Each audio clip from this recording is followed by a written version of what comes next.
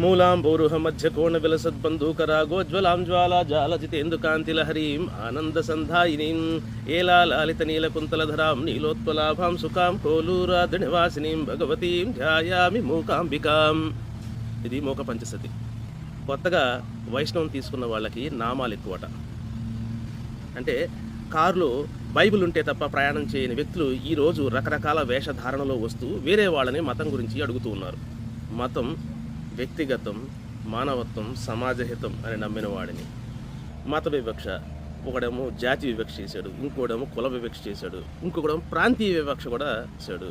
సరేలే, నేను వద్దంటే మాత్రం మీరు ఆగుతారా? కానీ ఒకటి గుర్తుపెట్టుకోండి, పాయింట్ బేస్డ్గా పద్ధతిగా ప్రశ్నించడంలో నో కాంప్రమైజ్. పద్ధతిగా పాయింట్ బేస్డ్ ప్రశ్నిస్తా. మీ దగ్గర పాయింట్ ఉంటే తిరిగి మాట్లాడడానికి రండి, లేదు నోటి తీట తీర్చుకుంటానంటారా, అది మీ చాయిస్.